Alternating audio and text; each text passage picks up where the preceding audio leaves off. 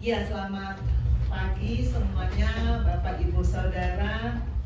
Senang sekali bertemu dan lagi-lagi saya bilang jangan bosan ya. Oke. Minggu lalu saya akan share slide saya dulu. Minggu lalu tanggal 10 saya menyampaikan topik priority dan selesai ibadah saya sharing dengan Bapak Rohani agak panjang sampai nyambung di Cabe 3 sampai sore masih sharing, lalu malamnya Bapak Rohani chat saya minggu depan tanggal 17 sharing lagi. Dan seperti biasa saya pastikan bahwa saya pasti menjawab ya, karena saya percaya kalau Tuhan mau berfirman maka kita hanya bisa bilang siap, kami tunduk taat apa yang Tuhan mau sampaikan. Jadi hari ini kita akan lagi bicara tentang priority. Ini minggu lalu kita tanggal 10 September dan sekarang part yang kedua kita masih tetap bicara soal priority. Dan saya mau mengajak kita sebenarnya, nanti kan ada komsel nih dalam seminggu ini. Karena kita sudah 2 minggu, ini minggu kedua, kali kedua kita di topik priority. Maka saya mengajak kita dalam sejak tanggal 10 September kemarin, kejadian real fact dalam hidup kita. Apa yang kita lakukan saat memutuskan Tuhan itu prioritas? Apa yang pilihan dan kita memutuskan Tuhan itu prioritas? Saya mengajak inti utama dari sharing kita di Komsel nanti adalah kesaksian-kesaksian yang seperti itu.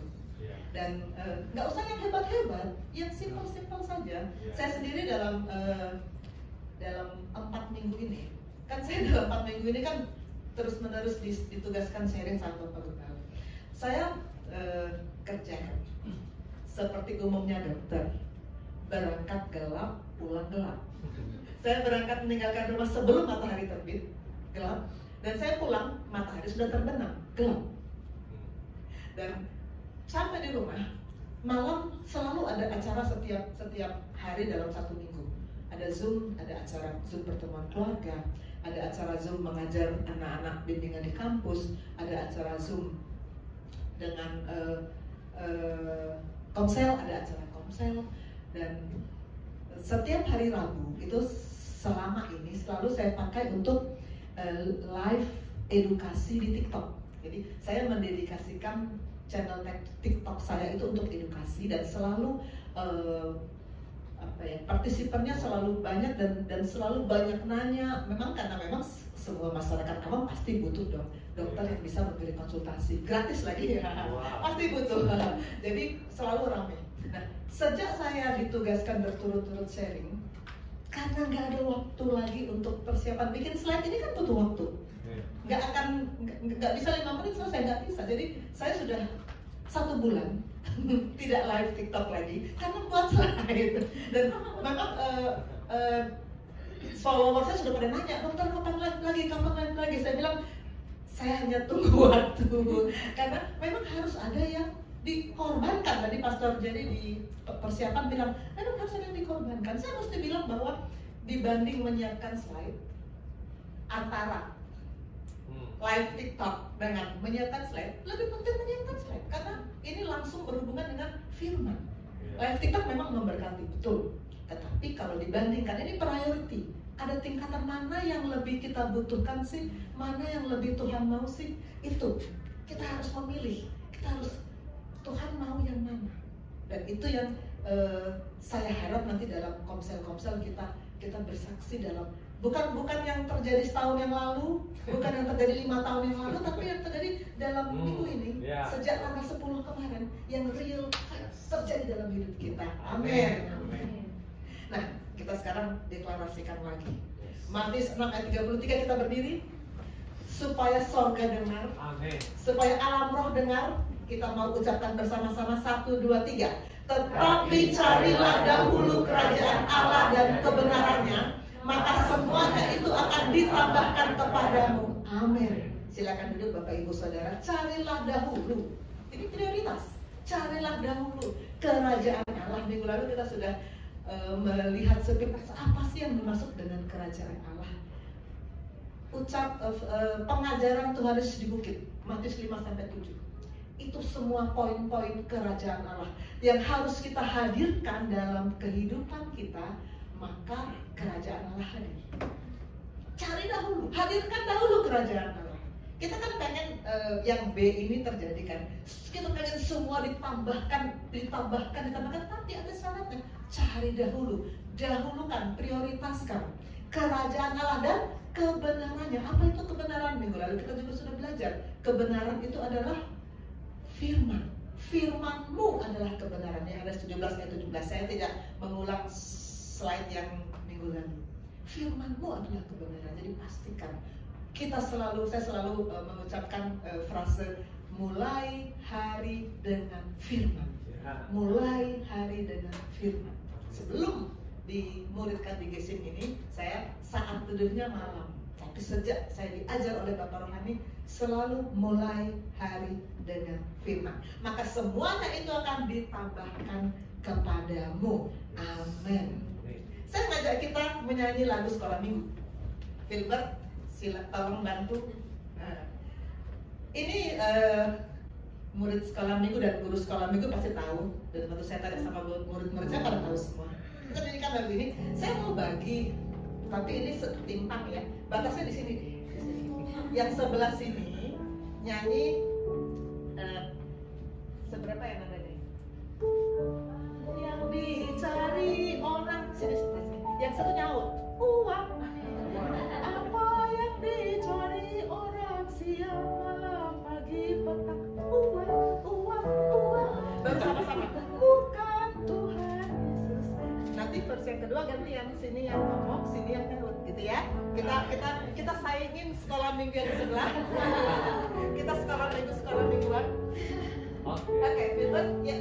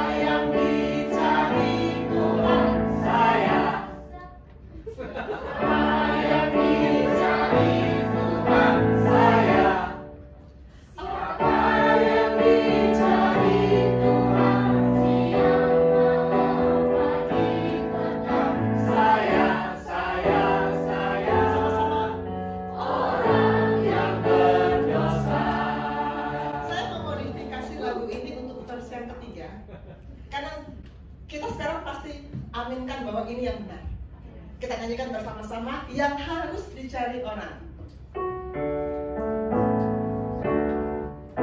Yang harus dicari orang firman. Yang harus dicari orang firman. Yang harus dicari orang siang malam pagi petang. Firman. Firman Tuhan Yesus. Firman yang keras. Firman Tuhan Yesus. Oke, kita berikutnya bagi Tuhan. Kali-kali jadi anak sekolah minggu seru juga ya. Ini fakta. Apa sih yang sebenarnya dicari orang? Walaupun kemarin kita kalau ditanya prioritas dalam hidupmu apa? Tuhan. Tapi kenyataannya apa yang sebetulnya dicari orang? Uang. Betul. Cari sekolah. Kita sekolah untuk apa? Untuk jadi sarjana. Tapi dapat untuk apa? Cari uang. Kita kerja untuk apa? Cari uang. Dunia mengatakan kebutuhan yang paling dibutuhkan manusia memang uang. Tapi sekarang kita mau katakan, kita mau deklarasikan bahwa yang kita harus cari adalah firman. Amin. Kita mulai dari prioritas. Saya nggak mengulang slide yang kemarin. Prioritas selalu berhubungan dengan kebutuhan dasar manusia. Kalau kita bilang ini prioritas, maka ini karena kebutuhan dasar. Kebutuhan dasar terpenuhi, baru kita meningkat pada kebutuhan sekunder. Sekunder terpenuhi, baru kita meningkat pada kebutuhan tersier. Apa kebutuhan dasar? Coba, ini kemarin beberapa hari lalu saya coba browsing. Setiap saya tanya kebutuhan dasar, basic needs, yang keluar ini. Maslow, piramidanya Maslow. Memang ini terkenal sekali, ini dicetuskannya oleh Maslow tahun 1943. Dan ini sangat diterima oleh banyak kalangan, bahwa kebutuhan dasar manusia adalah kebutuhan fisik. Kebutuhan akan sandang, pangan, papan. Sesudah itu terpenuhi, ini kan piramida makin atas makin kecil ya. Sesudah itu terpenuhi, baru meningkat pada kebutuhan yang kedua. Kebutuhan yang kedua adalah keamanan, safety. Ini saya keluarkan yang saya baca dari Kompasiana. Ini lebih detail menguraikan tingkat kebutuhan manusia. Sesudah terpenuhi semua sandang, pangan, papan, baru safety, rasa aman. Baru kalau kita punya uang misalnya hanya 10 juta, pasti kita akan pikir dulu, ini saya pasti kebutuhan makan dulu. Makan terpenuhi, baru baju terpenuhi, baru tempat tinggal. Walaupun mungkin nggak bisa untuk beli rumah 10 juta, tapi untuk bayar kos sebulan lumayan gitu ya. Sesudah semuanya kita hitung penuh, baru kita bayar iuran keamanan. Kan rasa safety itu nanti sesudah terpenuhi dulu yang basic. Kalau di yang lebih keren lagi untuk iuran keamanan, beli asuransi. Asuransi itu untuk rasa safety kan. Saya bersyukur banget sama pertolongan Tuhan waktu saya sakit tahun 2020 kan. Itu kan saya Tuhan izinkan mengalami sakit yang mengerikan karena tumor otak. Saya ditolong dengan adanya asuransi sehingga biaya tertolong, karena kan operasi besar, gamma knife biaya besar, tapi tertolong sama dengan asuransi. Itu safety needs. Itu sesudah primer terpenuhi, baru sekunder. Sesudah itu baru kebutuhan akan cinta dan rasa memiliki. Cinta, itu bicara cinta, mudah-mudahan langsung telinganya Bapak Rohani saya sudah lupa minggu yang keberapa bilang gini, kalau mau pacaran penghasilan minimal berapa kata Bapak Rohani? 30 sekarang. Udah naik. Pacaran sudah naik.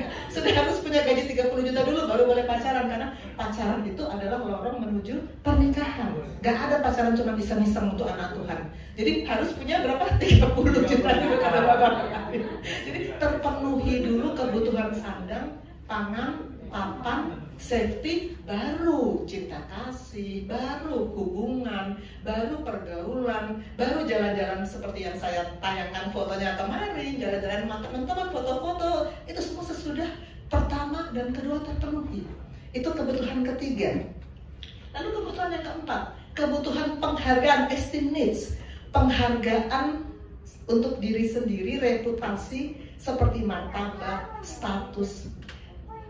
Media sosial itu kenapa kita mau muncul biasanya kan kita makan di mana, kita lagi jalan-jalan di tempat yang cakep bagaimana, itu kan suka muncul kan supaya orang itu tujuannya kan untuk itu kan tidak memenuhi kebutuhan primer, itu nggak bikin perut kita kenyang. Tapi sesudah semua terpenuhi lalu kita berusaha tampil di media sosial untuk kebutuhan nomor 4, esteem needs. Dan kelima, kebutuhan aktualisasi diri, self actualization. Kita ingin menjadi seseorang,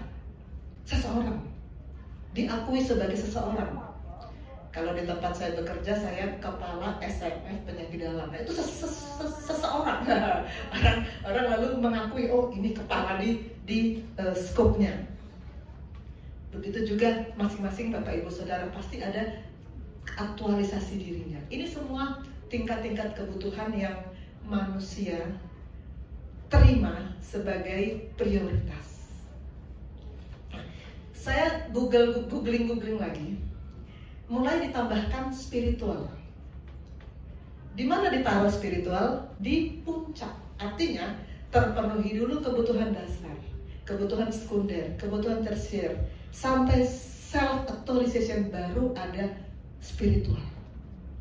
Ini saya dapat di Google, di Mbah Google. Ada beberapa website yang mengeluarkan ini. Ini juga sama. Penulis yang lain juga menaruh spiritual sebagai puncak dari kebutuhan, hierarki kebutuhan. Saya nggak sependapat dengan ini. Kenapa? Waktu Tuhan Yesus berdoa untuk murid-muridnya, Yohanes 17 ayat 16, Tuhan berkata, mereka bukan dari dunia, sama seperti aku bukan dari dunia. Dunia bilang kebutuhan spiritual itu di puncak, paling terakhir dipenuhi sesudah basic kedua, ketiga, keempat. Tapi kita bukan dari dunia. Yohanes 15 ayat 19 berkata, sekiranya kamu dari dunia, tentulah dunia mengasihi kamu sebagai miliknya. Tapi karena kamu bukan dari dunia, melainkan aku telah memilih kamu dari dunia, itulah sebabnya dunia membenci kamu. Kita bukan dari dunia. Maka piramida ini kita mesti putar. Yang paling mendasar adalah spiritual needs. Yang paling kita butuhkan dalam pelayanan pribadi dengan murid-murid saya selalu bilang gini, kita selalu berusaha memenuhi kebutuhan fisik. Ya, fisik kita butuh makan, betul, 3 kali sehari makan. Saya juga nanti siang mau makan, malah udah bikin rencana dengan Swesti.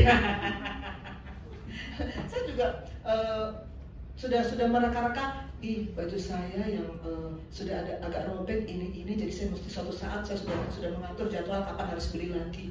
Kita kebutuhan fisik, ya itu butuh, tubuh butuh. Tetapi kebutuhan jiwa juga kita butuh. Kenapa kalian sekolah? Saya selalu tanya, kenapa kalian sekolah? Kalau kalian bertumbuh menjadi pemudi yang sehat, cantik, tapi nggak sekolah, kayak apa itu? Nggak ada gunanya. Orang nggak akan lihat kalian. Kenapa Filbert menguasai musik begitu keren gitu ya? Musik tidak bikin kenyang, tapi bikin jiwa kenyang. Kita butuh pemenuhan kebutuhan untuk fisik, untuk jiwa, tapi kita manusia punya roh. Kita adalah manusia, roh yang ada di tubuh yang berjiwa. Itu definisi Bapak Rohani. Roh itu paling penting karena roh itu kekal. Tubuh suatu saat habis, pasti. Dunia ini penuh dengan ketidakpastian. Yang pasti hanya satu, kematian. Pasti. Tidak ada yang bisa luput dari itu. Pasti. Dan saat yang namanya kematian terjadi, roh kita yang kekal itulah yang akan selama-lamanya antara 2 pilihan. Cuma 2 pilihan, nggak ada pilihan ketiga. Bersama-sama Allah Bapa di sorga atau dengan yang bertanduk berekor itu. Maka kebutuhan yang paling mendasar sebetulnya untuk kita, karena kita bukan dari dunia, maka kita beda dari dunia. Dunia mengatakan spiritual needs, kebutuhan paling atas sesudah semua terpenuhi. Saya bilang tidak. Kita bilang tidak. Priority, kebutuhan mendasar kita adalah Jesus. Jesus is my priority. Amin. Saya tadi pagi merenungkan 2 kisah ini. Ada 2 janda yang membuat firman Tuhan berbicara kepada saya. Pertama, yang gambar sebelah kiri ini adalah janda di Sarfat. Kalau kita mendengar judul janda di Sarfat, pasti kita Elia. Yang sekolah minggu dan yang guru sekolah minggu pasti langsung Elia. Pada waktu kelaparan melanda Israel. Lalu Tuhan suruh ke janda di Sarfat, lalu Elia bilang gini, bikinkan saya roti. Terus kata si janda, Tuhan, saya hanya tinggal punya ini. Saya mau masak untuk saya dan anak saya. Sesudah kami makan, apa katanya berikutnya? Saya sedih ya, kami akan mati. Karena udah gak kelaparan melanda.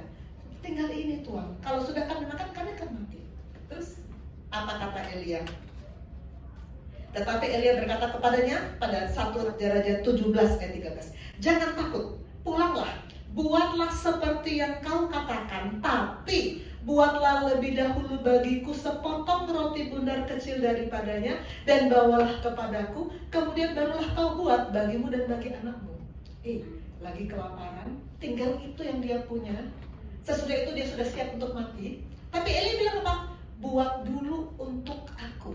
Aku hamba Tuhan, aku utusan Tuhan. Buat dulu untuk aku karena aku menyampaikan, membawa perintah Tuhan.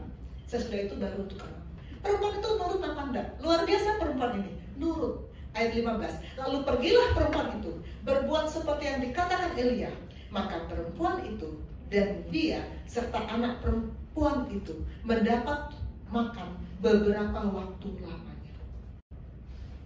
Saat dia taat, saat janda di Sarfat itu taat, hidupnya terpelihara. Karena kemudian Elia kan berkata, tepung dan minyak tidak akan habis. Dia pakai, ada lagi, ya iyalah. Kan Allah Bapa itu maha kuasa, sumber segala-galanya. Tidak ada yang mustahil untuk dia. Luar biasa kalau kita belajar saat kita mengutamakan pekerjaan Tuhan. Saat kita mementingkan apa yang Tuhan perintahkan, maka berkat Tuhan pasti mengalir. Janji Tuhan pasti terjadi. Dan yang kedua, ini juga janda. Ini di perjanjian baru. Ketika Tuhan Yesus mengamati orang-orang yang ngasih persembahan, orang-orang kaya ngasih duit banyak-banyak gitu ya. Katanya kalau di cerita-cerita ini sih, kalau orang kaya kan suka agak-agak pamer. Kalau memberi biar dilihat. Mungkin dia ambil lembar-lembar yang besar-besar, dia gini-gini dulu kali ya. Biar orang-orang lihat, sedangkan si janda ini kasih cuman kepingan-kepingan. Tapi Tuhan bilang apa? Di Lukas 21 ayat 3, aku berkata kepadamu, sesungguhnya janda miskin ini memberi lebih banyak daripada semua orang itu, sebab mereka semua memberi persembahannya dari kelimpahannya, tapi janda ini memberi dari kekurangannya, bahkan ia memberi seluruh nafkahnya. Luar biasa janda. Saya merenungkan apa yang memotivasi janda ini sih. Janda ini bapak rohaninya siapa sih? Karena nggak ada cerita sebelumnya kan, dan nggak ada cerita sesudahnya. Ini dari mana dia bisa punya pikiran sehebat itu? Siapa bapak rohaninya?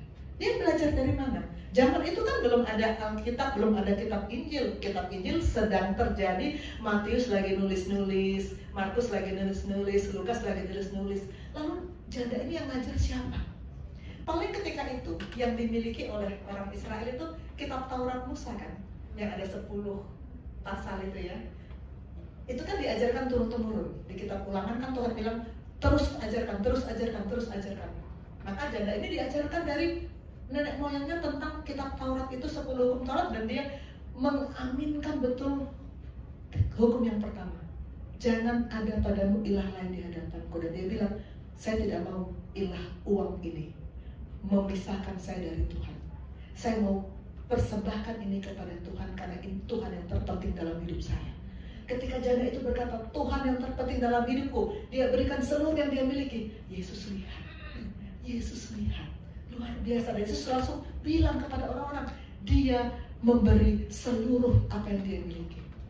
Dan kita kan tidak tahu dalam pasal-pasal berikutnya, tidak ada cerita lalu kemudian murid-murid melihat janda itu sudah kaya raya, hidup nyaman. Nggak ada ya. Tapi dengan iman kita percaya bahwa pasti janda itu mendapatkan pemenuhan janji Tuhan. Itulah iman. Bukti dari sesuatu yang kita nggak lihat. Bukti yang kita nggak lihat, itulah iman. Kita yakin janda itu dipelihara oleh Tuhan karena dia memberi seluruh apa yang ada padanya. Luar biasa. Pastikan Yesus prioritas kita. Pastikan kita seperti janda di Sarfat dan janda di Bait Suci yang memberi kepada pekerjaan Tuhan seperti apa yang Tuhan perintahkan. Amin. Prioritas selalu terhubung dengan otoritas dan fasilitas. Otoritas dan fasilitas. Prioritas selalu terhubung dengan otoritas dan fasilitas. Saya perhatikan dalam 1 minggu ini. Sayangnya koas yang 1 minggu ini bareng saya, Margaret ya, lagi izin. Seperti saya dulu sering izin. Tapi Joyce dan Nadia juga sudah pernah bareng saya selama seminggu ya. Saya perhatikan karena kita lagi merenungkan prioritas, maka setiap apa yang saya alami saya selalu hubungkan dengan prioritas Tuhan. Saya kalau nyampe rumah sakit, kalian kan lalu sudah ada di situ ya. Saya mula-mula absen, ya kan? Nah, sesudah absen, tidak jauh dari itu ada lift, betul ya? Lalu kita nanti akan masuk lift.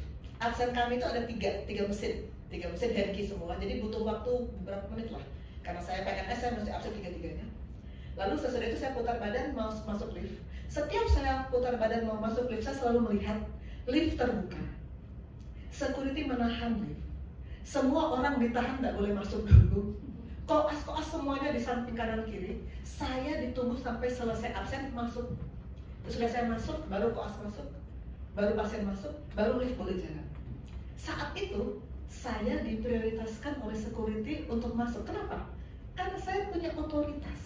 Saya punya kewenangan untuk melakukan hal-hal 1, 2, 3, 4 untuk pasien. Di rumah sakit itu, pasien kan harus ditangani, harus dilayani. Saya punya otoritas itu dan saya punya fasilitas. Saya punya stetoskop, walaupun itu punya rumah sakit, tapi saya pakai itu sebagai fasilitas. Saya punya alat USG, saya punya alat endoskopi, saya punya alat fungsi. Maka saya menjadi prioritas saat itu, di ranah itu, di scope itu, prioritas untuk masuk lift sebelum mendahului yang lain. Karena saya punya otoritas dan saya punya fasilitas. Kita menjadi prioritas saat kita punya otoritas dan punya fasilitas. Nah, kita akan belajar bagaimana prioritas utama kita, Allah Bapa, menjadi prioritas kita. Tapi kita, saat kita mengatakan Allah Bapa my priority, Jesus my priority, kita harus sadari bahwa saat dia menjadi prioritas, kita harus mengakui otoritasnya dan kita harus mengakui fasilitasnya untuk memuliakan pemilik prioritas. Kita akan belajar pertama, otoritas. Saya buka kamus biar nggak salah ya. Apa sih otoritas? Otoritas adalah kekuasaan, wewenang. Tadi saya katakan saya punya otoritas untuk bikin resep. Memang itu otoritas dokter, bikin resep, nanti resep itu yang bisa menolong pasien dari penyakitnya. Otoritas, karena saya punya otoritas, saya punya fasilitas, saya menjadi prioritas di ranah itu. Firman berkata, Yohanes 1 ayat 12, tapi semua orang yang menerimanya diberinya kuasa supaya menjadi anak-anak Allah. Kita menerima otoritas Tuhan. Pada saat kita mengakui otoritas Tuhan, pada saat kita menerima otoritas Tuhan, kita mendapat otoritas menjadi anak-anak Allah. Otoritas yang Tuhan berikan itu di bawah otoritas Tuhan. Otoritas saat kita mengakui otoritas Tuhan, kita mendapat otoritas sebagai anak-anak Allah. Untuk apa otoritas? Kita memerlukan otoritas untuk 3 hal. Pertama, untuk menghubungkan kita dengan otoritas utama, Allah Bapa. Kedua, untuk memberi identitas kepada kita. Dan ketiga, untuk menerobos tantangan hidup. Kita ada satu demi satu. Otoritas menghubungkan penerima otoritas dengan otoritas itu sendiri. Menghubungkan. Ketika firman itu datang, maka firman menghubungkan kita dengan Allah sumber hidup itu. Maka kalau firman gak datang, kita mati. Kalau firman gak datang, kita debu tanah, sasaran empuk untuk si singa itu, si ular tua itu. Kita harus selalu punya firman, karena firman itu yang menghubungkan kita dengan Allah sumber hidup. Gambar ini kalau lihat ada suami istri yang sudah tua, lalu ada satu perempuan muda, dan ada namanya di atas, sudah saya kasih namanya Abraham. Tentu kita langsung tahu ini yang bagian mana ya dari kehidupan Abraham. Yang sekolah minggu dan guru sekolah minggu pasti langsung tahu. Jadi Abraham dan Sarah sampai usia tua, belum punya anak kan. Padahal Tuhan menjanjikan mereka akan punya keturunan yang besar. Dan Abraham kan kaya raya, punya begitu banyak harta. Lalu untuk siapa gitu ya? Lalu suatu saat Sarah bilang gini, kalau saya memakai bahasa Bapak Gembala, Sarah bilang, Pak, itu ada Hagar kan, pembantuku. Udah Bapak nikah aja sama Hagar, nanti mana tahu Hagar punya anak, itu jadi anak kita. Lalu Abraham, kucing dikasih ayam, pasti mau dong. Abraham bilang gini, kalau ini bahasa Bapak Roni, boleh ya Ma? Boleh ya?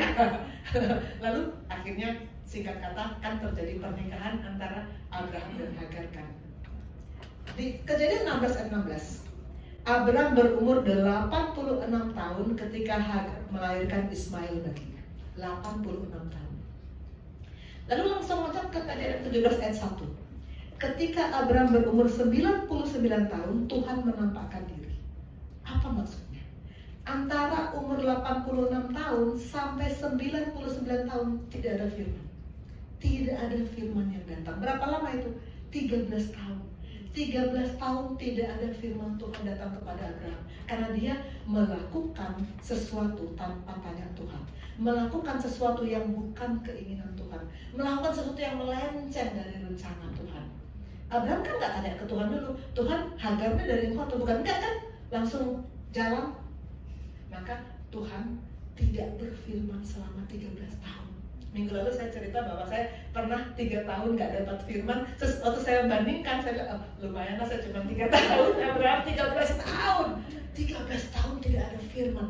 Seperti sekering apa kehidupan rohnya. Pada umur 99 tahun, barulah Tuhan berfirman. Baru Tuhan berfirman. Kenapa tidak ada firman?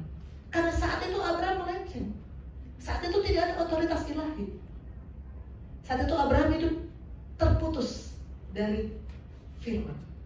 Baru sesudah Tuhan berfirman lagi, baru kembali ada cerita di kitab Kejadian dan seterusnya. Tuhan, firman Tuhan harus datang untuk kita bisa hidup di hadapan Dia. Gambar ini Samuel dan Imam Eli, anak kecil di bait suci, dan ada Imam Eli yang sudah tua. Ini juga Samuel ini juga hasil doa ya bapak ibunya. Hana sekian lama tidak ada anak, kemudian Tuhan berikan dan Tuhan bilang anak yang lahir ini akan menjadi pelayanku, harus diberikan untuk bait Allah. Maka Hana taat, dia memberikan Samuel muda, Samuel kecil itu ke bait kudus, dan Samuel di bait kudus itu menjadi pelayan. Saya yakin dia menjadi pelayan dalam artian sebenarnya. Pelayan itu ngapain? Nyapu, ngepel, iya. Saya yakin itu yang dikerjakan Samuel. Samuel yang muda itu mengerjakan itu. Dia pelayan di rumah Tuhan. Kita baca Samuel 1, Samuel 3 ayat 1. Samuel yang muda itu menjadi pelayan Tuhan di bawah pengawasan Eli. Pada waktu itu firman Tuhan jarang. Penglihatan pun tidak sering. Suasana bangsa Israel ketika itu, di masa Samuel kecil, di masa Imam Eli, adalah suasana keadaan yang tidak menyenangkan Tuhan. Bangsa Israel melawan Tuhan, menyembah berhala, sehingga bolak-balik orang Filistin menyerang, mengalahkan, menjajah bangsa Israel. Pada masa itu firman Tuhan jarang. Artinya Eli tidak berada dalam hubungan yang benar dengan Tuhan. Firman Tuhan jarang. Kita baca 1 Samuel 4 ayat 15 sampai 18 supaya fokus kita saut-sautan ya. Saya baca yang ganjil, Bapak Ibu Saudara baca yang genap, yang warna putih. Eli sudah 98 tahun umurnya dan matanya sudah bular sehingga ia tidak dapat melihat lagi. Kata itu kepada Eli, aku datang dari daerah pertempuran, selama ini aku melarikan diri dari daerah pertempuran. Kata Eli, bagaimana keadaannya? Jawab pembawa kabar itu, orang Israel melarikan diri dari hadapan orang Filistin. Kekalahan yang besar telah diderita oleh rakyat. Lagi pula kedua anakmu Hofni dan Pinehas telah tewas dan tabut Allah sudah dirampas. Ketika disembilan tabut Allah itu, jauh air berhutang dari bukit di sebelah ujung Bema. Maka yang patah dan yang mati, sebab telah tua dan gemuk orangnya.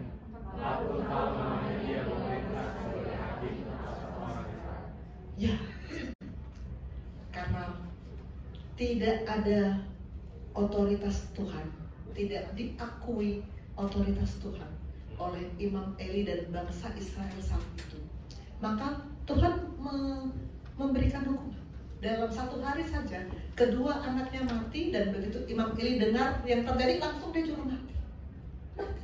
Bukan hanya roh kita yang mati, kalau kita terputus hubungan dari otoritas Tuhan, fisik juga Tuhan bisa lenyapkan, mati. Eli di masa itu tidak mengakui otoritas Tuhan.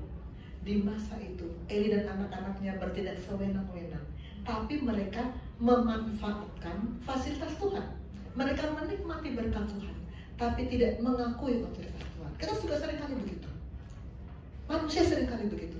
Minta-minta berkat dari Tuhan, tapi tidak mau tunduk taat pada otoritas Tuhan. Seperti Imam Eli. Kita harus bertobat sekarang. Nanti kita akan mengalami seperti yang dialami oleh Imam Eli. Tadi yang pertama, otoritas berfungsi untuk menghubungkan kita dengan otoritas tertinggi. Yang kedua, memberi identitas. Memberi identitas. Kembali kita baca Yohanes 1 ayat 12. Tetapi semua orang yang menerimanya diberinya kuasa supaya menjadi anak-anak Allah. Saat kita lahir baru, lahir, maka yang lahir pasti bayi dong, nggak ada lahir langsung berkumis gitu, nggak ada ya, pasti bayi dong gitu. Jadi saat kita lahir, kita bayi rohani.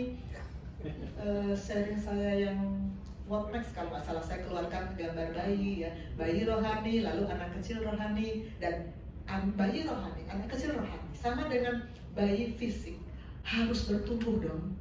Kalau bayi ketika lahir, orang tuanya senang, keluarganya senang, tapi dalam 10 tahun tetap seperti itu, tetap di tempat tidur, tetap nggak bisa ngapa-ngapain, berduka seluruh keluarga. Susah seperti apa?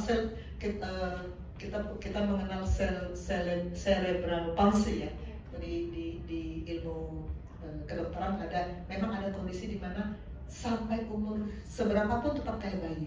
Itu sudah nggak menyenangkan. Begitu juga di alam roh.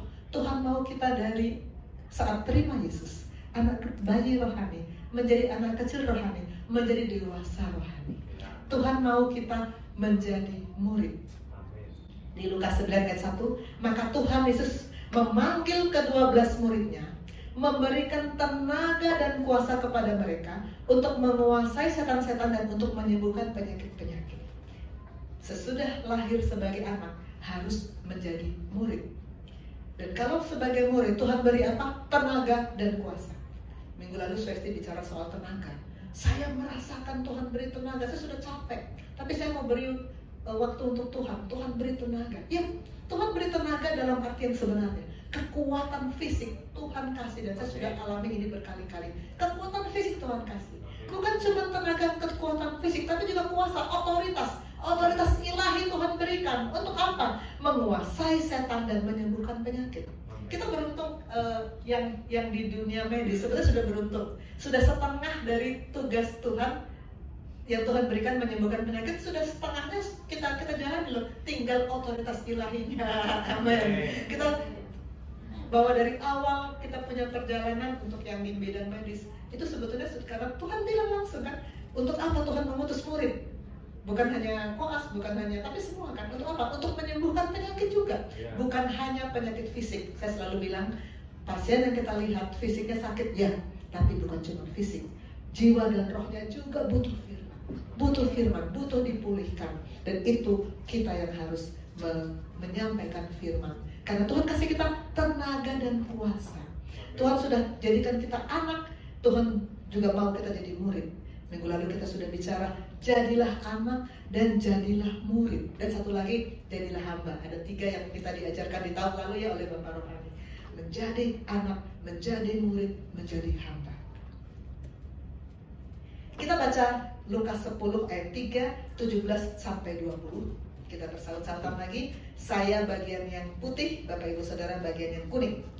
Pergilah, sesungguhnya aku memutus kamu seperti anak domba ke tengah-tengah serigala. Kemudian ke-70 murid itu kembali dengan gembira dan berkata, Tuhan, juga setan-setan patuh kepada kami demi namamu. Lalu kata Yesus kepada mereka, aku melihat iblis jatuh seperti kilat dari langit. Sesungguhnya aku telah memberikan kuasa kepadamu untuk menginjak berat dan kaki, dan kuasa menahan kekuatan musuh, sehingga tidak ada yang akan membahayakan kamu. Namun demikian janganlah bersukacita karena roh-roh itu takluk kepadamu, tapi bersukacitalah karena namamu ada terdaftar di sorga. Ada identitas kita di sorga.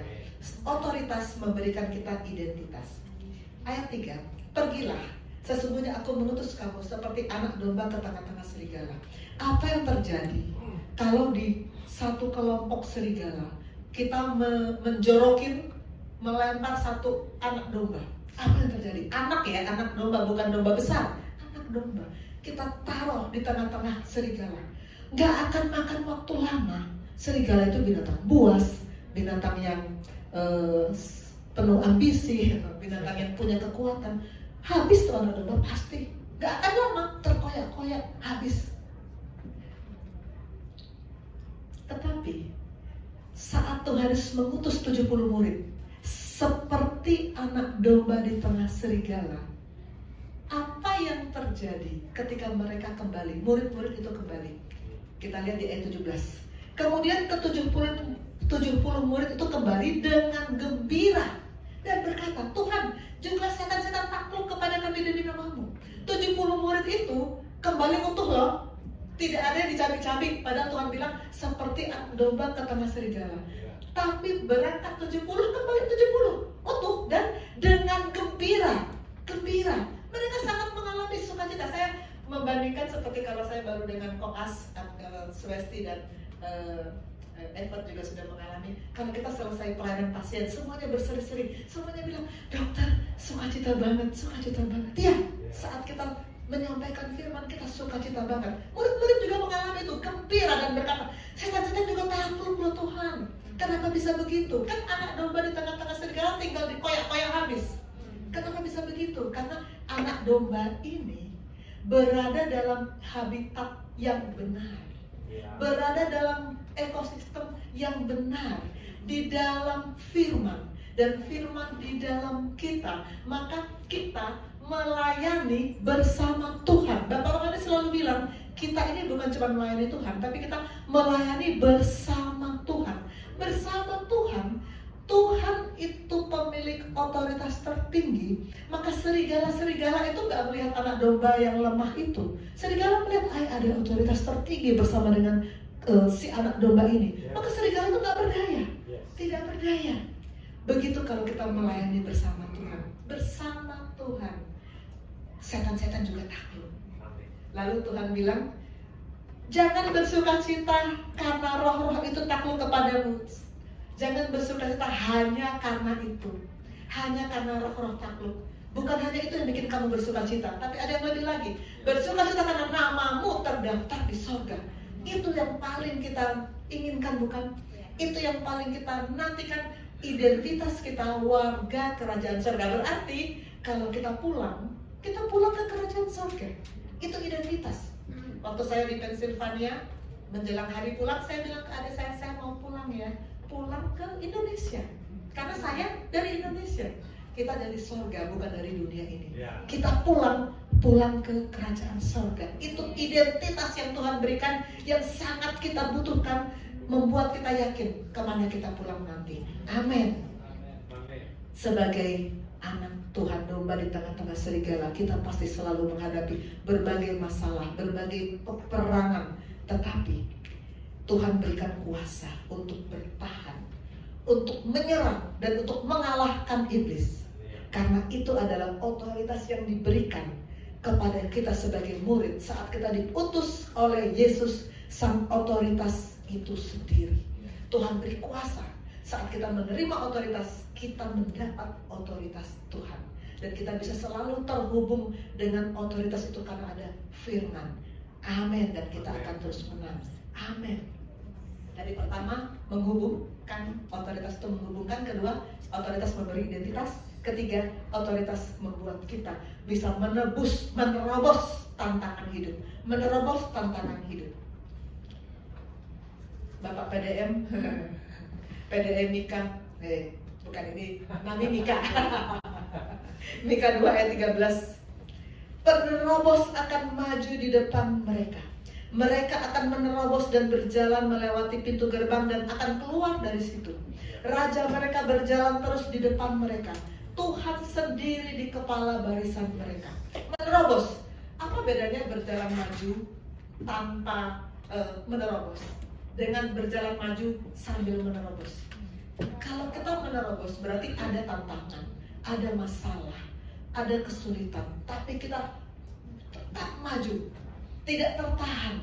Kita bisa menerobos itu bersama-sama dengan Tuhan. Izinkan Allah menjadi kepala barisan, supaya kita bisa menerobos setiap masalah yang Tuhan izinkan terjadi. Kita tidak mungkin miliki otoritas tanpa berada pada posisi tunduk taat pada otoritas itu sendiri. Saya ulangi ya, ini pengajaran Bapak Rohani. Tidak mungkin kita memiliki otoritas tanpa berada pada posisi tunduk taat pada otoritas itu sendiri. Maka kita harus selalu di kaki Tuhan, harus selalu duduk di kaki Tuhan untuk memposisikan kita sebagai hamba yang tunduk taat dan melakukan apapun yang Tuhan suruh. Terobosan ini juga saya baca di Samuel, Raja Daud.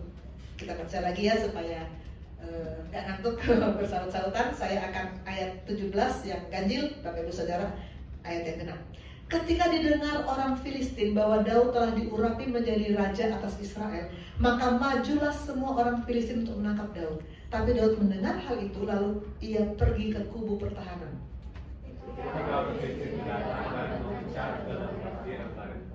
Bertanyalah Daud kepada Tuhan, apakah aku harus maju melawan orang Filistin itu? Akan kau serahkankah mereka ke dalam tanganku? Tuhan menjawab Daud, majulah, sebab aku pasti akan menyerahkan orang Filistin itu ke dalam tanganmu. Lalu datanglah Daud ke Berasim dan membunuh mereka kalah di sana.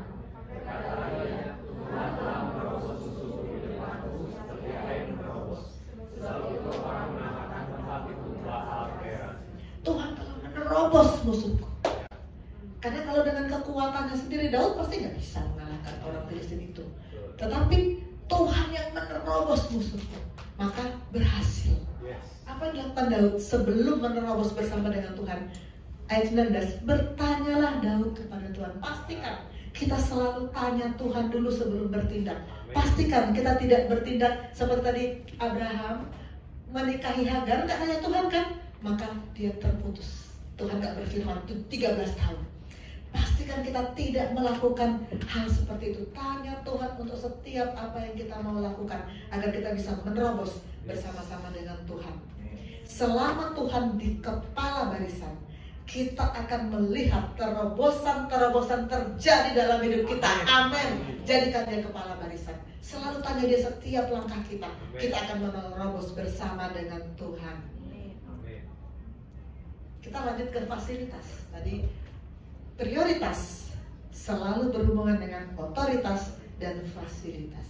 Apa itu fasilitas? Sarana untuk melancarkan fungsi. Ya seperti saya sebagai dokter, saya butuh stetoskop, saya butuh USG, saya butuh selang endoskopi. Itu semua sarana untuk melaksanakan fungsi saya sebagai dokter. Semua kita pasti Tuhan beri fungsi masing-masing dan ada fasilitas-fasilitas yang Tuhan sediakan. Untuk apa fasilitas? Pertama, ya memang untuk menunjang fungsi, menunjang hidup. Berkat Tuhan berikan untuk menunjang hidup kita. Ya. Tapi yang kedua, untuk memuliakan otoritas tertinggi. Amsal 3 ayat 9-10. Muliakan Tuhan dengan hartamu dan dengan hasil pertama dari segala penghasilanmu, maka lumbung-lumbungmu akan diisi penuh sampai melimpah-limpah dan bejana pemerahanmu akan meluap dengan air buah anggur. Kita pasti pengennya yang kedua terjadi dalam hidup kita. Kita pengen tabungan nambah terus, kita pengen pekerjaan berhasil terus, kita pengen harta benda bertambah terus. Tapi jangan lupa itu terjadi kalau A terpenuhi. A itu apa? Muliakan Tuhan dengan hartamu dan dengan hasil pertama dari segala penghasilanmu. Di sini langsung secara eksplisit dibilang muliakan Tuhan dengan hartamu. Memang kita katakan saya memuliakan Tuhan dengan waktu saya memuliakan Tuhan dengan bakat-bakat saya memuliakan Tuhan dengan talenta saya. Iya, itu memang Tuhan mau. Tapi harta juga harus kita pakai untuk memuliakan Tuhan. Dan saya sendiri, saya sudah berkali-kali sih cerita di sini. Dulu saya untuk Tuhan itu hitung-hitungan. Ya, dulu saya sebelum masuk Kisim, persembahan saya pasti kasih, perpuluhan saya pasti kasih. Tapi kalau ada permintaan sumbangan untuk pembangunan gereja, saya hitung-hitung, mungkin sih saya kasih juga. Tapi ngitungnya lama, mikirnya lama, setengah-setengah kadang. Jadi duit kan susah gitu ya. Tapi sekarang, sesudah saya mengalami sendiri bagaimana Tuhan memberikan otoritas dan prioritas, dan Tuhan menjadi otoritas dan fasilitas, dan Tuhan menjadi prioritas. Saya katakan, saya tidak lagi hitung-hitung. Waktu saya ke Bali, saya melihat sendiri apa yang dibutuhkan oleh Gesim Bali, dan puji Tuhan, hati saya begitu menggebu-gebu. Saya ingat waktu Daud bilang sama Salomo, saya sudah menyediakan ini, tapi karena cintaku akan rumah Tuhan, aku mau tambah lagi ini. Daud begitu mencintai rumah Tuhan. Saya bilang, saya gak seberapanya Daud kan, tapi saya tetap mau memberikan apa yang saya bisa berikan untuk memuliakan Tuhan, untuk rumah Tuhan, baik di Gesim Bali maupun dimanapun. Karena Tuhan membuat saya tertanam di Gesim ini, Gesim Bali, Gesim Jakarta, Gesim Ambon, Gesim Masohi, dan nanti akan menyusul ya Makassar dan Manado. Tuhan pasti akan mengalirkan berkat melalui kita semua. Amin. Fasilitas. Ini statement dari Bapak Rohani, tapi ini sangat berbicara kepada saya. Ini kalau nggak salah di bulan-bulan Mei kemarin, saya kopas di sini. Lukas 12 ayat 15, judulnya berkat itu berbahaya. Katanya kepada mereka, berjaga-jagalah dan waspadalah terhadap segala ketamakan. Sebab walaupun seorang berlimpah-limpah hartanya, hidupnya tidak tergantung dari kekayaannya. Walaupun harta berlimpah-limpah, hidup nggak tergantung dari itu. Karena saya dokter ya, saya sering melihat bagaimana penyakit-penyakit yang memang ada penyakit yang nggak bisa disembuhkan ya, dan menggerogoti sampai mati ya. Dan orang yang berlimpah-limpah hartanya nggak bisa bikin apa-apa untuk mengganti kehidupannya, nggak bisa. Hartanya yang begitu banyak, dia tinggal begitu aja. Saat Tuhan bilang selesai. Kita nggak bisa, kita nggak tergantung dan kekayaan harta perlu ya, tapi tidak bisa 100% menjadi, bahkan tidak bisa menjadi tempat kita tergantung. Karena semua itu hanya fasilitas, semua itu hanya sarana. Tujuannya adalah untuk kemuliaan Tuhan. Strategi iblis yang terampuh untuk memisahkan orang percaya dari Tuhan ialah menawarkan kemegahan dunia, menawarkan materi. Waktu Tuhan Yesus dicobai ya, yang ketiga, dia diajak ke gunungan Bait Suci, lihatlah kekayaan dunia, sembah aku, gitu kata iblis ya. Enak aja dia ngomong gitu ya. Datang firman, iblis kalah. Tuhan Yesus tidak tergoyahkan sama sekali. Manusia banyak yang tergoda dengan materi, banyak yang tergoda dengan materi, dan menomorduakan Tuhan atau menomorsepuluhkan Tuhan ya. Bahkan kita juga sering begitu di masa lalu ya. Sangat mudah memilih materi atau uang untuk menggantikan posisi Tuhan dari hidup kita. Sangat mudah. Uang itu memang apa yang dicari orang, uang. Uang itu memang luar biasa. Orang cari menggantikan posisi Tuhan sangat mudah. Makanya janda yang di Bait Suci itu luar biasa. Dia bisa bilang, saya tidak mau kalau uang ini mengganti posisi Tuhan. Saya kasih semuanya. Luar biasa janda itu. Firman bisa begitu menggerakkan dia.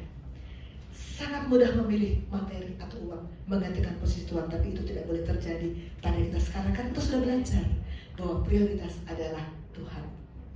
Kolose 3 ayat 5, karena itu matikan dalam dirimu segala sesuatu yang duniawi, yaitu percabulan, kenajisan, hawa nafsu, nafsu jahat, juga keserakahan yang sama dengan penyembahan berhala. Keserakahan itu terkait dengan materi. Materi itu gak akan habis-habisnya kita butuhkan, karena ada roh keserakahan itu. Oh, mau terus. Matikan, kata Paulus, matikan. Amin. Kita gak bisa bilang gini, Tuhan, tolonglah Tuhan matikan. Saya udah gak sanggup lagi, Tuhan aja yang matikan. Tuhan suruh kamu yang matikan, kita yang matikan keserakahan itu, kita yang matikan cinta akan uang itu, kita yang matikan keinginan akan materi itu. Karena Itu yang akan membuat kita terpisah dari Tuhan.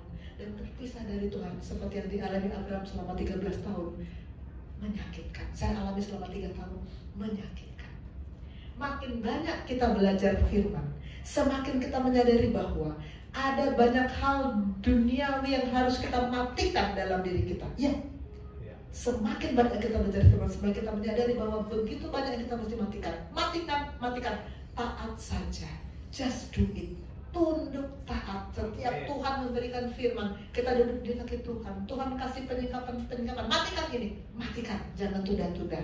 Berkat bukan tujuan, tapi berkat punya tujuan untuk kemuliaan Allah. Luar biasa, kita mesti aminkan ini. Berkat yang saya terima dari Tuhan, fasilitas yang saya terima dari Tuhan, bukan tujuan hidup. Itu adalah sarana untuk memuliakan Tuhan. Tujuan dari berkat adalah memuliakan Tuhan. Tujuan dari fasilitas apapun yang kita miliki untuk memuliakan Tuhan. Amin. Jika kita tidak punya otoritas, maka kita tidak mungkin bisa mengendalikan fasilitas untuk memuliakan Tuhan. Untuk bisa mengendalikan berkat yang Tuhan berikan, kita perlu otoritas. Kita selalu harus tunduk di bawah otoritas Tuhan. Kalau enggak, berkat-berkat itu untuk menyeret kita pada keinginan daging kita. Gampang sekali terseret karena kita punya free will. Daging kita pengennya ini itu, tapi kita selalu bilang, saya punya otoritas ilahi. Arahkan berkat Tuhan untuk kemuliaan Tuhan. Fasilitas, kalau kita tidak punya otoritas ilahi, fasilitas berkat-berkat itu yang kemudian mengendalikan kita dan kita pakai untuk kepentingan diri sendiri, dan itu yang membuat kita mati secara roh. Itu yang membuat kita seperti Eli, selama sekian lama tidak lagi firman, jarang, penglihatan tidak banyak. Abraham 13 tahun firman gak datang karena dia melenceng dari tujuan Tuhan, melenceng dari otoritas Tuhan. Banyak orang Kristen hanya butuh fasilitas, tapi tidak mau hidup di bawah otoritas. Ini seperti Imam Eli. Fasilitas Tuhan dia pakai. Sebagai imam kan dia penguasa. Dia pakai fasilitas Tuhan, tapi dia tidak hidup dalam otoritas Tuhan. Dia tidak mendapat firman, penglihatan jarang. Matanya sudah bulat, itu kalau kata Bapak Rohani bukan secara fisik, karena imam itu tidak boleh cacat. Tapi mata hatinya dia tidak lagi punya. Kenapa tidak terhubung dengan firman? Orang Kristen banyak yang seperti ini, hanya mau fasilitas, hanya berdoa minta Tuhan tolong supaya berhasil, supaya lancar, supaya gaji naik, supaya semua berkat kita minta dari Tuhan. Tapi ketika Tuhan suruh tunduk taat, kita lalu nawar-nawar. Ya, Tuhan suruh ke Niniwe, Yunus kemana? Ke Tarsis. Nawar-nawar. Tunduk taat pada otoritas Tuhan. Jangan hanya butuh fasilitas, tapi tidak mau hidup di bawah otoritas. Karena apa? Iblis itu menikmati fasilitas Tuhan. Tuhan menciptakan dunia dan segala isinya. Iblis menikmati kan? Tapi dia tidak mau tunduk di bawah otoritas Tuhan. Kalau kita seperti itu, maka kita seperti iblis. Seperti iblis, hanya mau menikmati fasilitas Tuhan, tapi tidak mau tunduk pada otoritas. Dan Tuhan bilang apa kalau kita seperti iblis? Kepada Petrus Tuhan bilang apa? Enyahlah iblis. Tuhan gak mau. Tuhan gak mau kita seperti iblis. Tuhan gak mau kita ke iblis-iblisan. Hanya menikmati fasilitas tapi tidak mau tunduk pada otoritas. Tuhan gak mau. Tuhan mau kita. Tuhan prioritas. Maka kita menikmati fasilitas dan tunduk di bawah otoritas Tuhan. Amin. Markus 8 ayat 36 sampai 37. Kita baca sama-sama yuk supaya bangun semua. 1, 2, 3. Apa gunanya seorang oleh seluruh dunia tapi ia kehilangan nyawanya? Karena apa yang dapat diberikannya sebagai ganti nyawanya? Ini persis seperti kalau saya menyaksikan saat-saat terakhir dari kehidupan pasien. Dia nggak bisa bikin apa-apa mengganti nyawanya, biar harta sebanyak apapun juga. Keluarganya mengerumun di samping saya, dokter, obat semahal apapun kami mau beli. Nggak ada. Memang nggak bisa kalau sudah saatnya, ya sudah saatnya. Tidak ada yang bisa diberikan mengganti nyawa. Maka saya katakan tadi, yang lebih penting adalah spiritual needs, bukan basic needs, bukan physical needs. Sebenarnya basic needs kita apa? Orang dunia memang punya basic needs seperti teori Maslow, tapi kita kita harus menempatkan spiritual need, kebutuhan roh kita pada kebutuhan paling dasar, paling pertama yang harus kita penuhi sebelum kebutuhan-kebutuhan lainnya. Tadi kita walk, sekarang kita pada why. Why ini nggak panjang lagi, nggak panjang lagi. Kenapa harus memprioritaskan Tuhan? Karena ini perintah. Ini yang minggu lalu. Tuhan berkata tinggal dalam aku, dan kita belajar pokok anggur yang benar. Kalau kita tinggal pada pokok anggur, kita berbuah banyak. Ini saya nggak ulang, tapi saya akan memberikan satu ayat firman Tuhan lagi, Matius 22. Ahli Taurat berkata, Guru, hukum manakah yang terutama dalam hukum Taurat? Jawab Tuhan apa? Jawab Yesus kepadanya, kasihilah Tuhan Allahmu dengan segenap hatimu, dengan segenap jiwamu, dengan segenap akal budimu. Itulah hukum yang terutama dan yang pertama. Jadi kalau kita menjadikan Tuhan prioritas, karena memang Tuhan mau. Tuhan kita, Allah kita, Bapak Rohani di Bali sedang bicara Allah kita adalah Allah yang mau dikenal.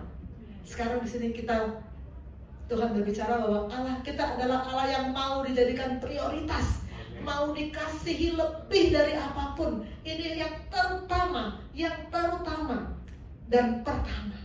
Kasihi Tuhan Allahmu dengan segenap hatimu, dengan segenap jiwamu, dengan segenap akal budimu. Dan kalau kita berani bilang aku mengasihi Tuhan, jangan lupa definisi kasih mengasihi Tuhan. Kok sudah hafal? Pada Yohanes 14 ayat 15, melakukan segala perintah Tuhan, melakukan segala perintah Tuhan. Maka kita harus duduk diam di hadapan Tuhan, mendapatkan perintah Tuhan dan lakukan setiap perintah Tuhan. Bagaimana menjadikan Tuhan prioritas? Ini saya hanya mengulang slide yang minggu lalu. Pertama, duduk di kaki Tuhan. Pastikan kita setiap hari duduk di kaki Tuhan. Duduk dan duduknya di kaki Tuhan. Dan pastikan kita melakukan firman. Duduk di kaki Tuhan, lakukan firman. Kita masuk pada kesimpulan. 1. Jadikan Tuhan prioritas. 2. Selalu duduk di kaki Tuhan dan terus mendengar firman-Nya. 3. Lakukan firman. Bukan hanya mendengar, lakukan. 4. Miliki otoritas ilahi. Karena otoritas itu yang menghubungkan kita, memberikan kita identitas, dan kita menerobos bersama Tuhan dengan otoritas Tuhan. Dan yang ke-5, kita mendapatkan fasilitas ilahi, fasilitas yang Tuhan beri, berkat yang Tuhan beri untuk kemuliaan Tuhan. Amin. Mari kita berdoa. Bapa di surga, firman-Mu telah disampaikan dan telah selesai berkata-kata, dan aku percaya firman tidak akan kembali dengan sia-sia. Tolong kami Tuhan,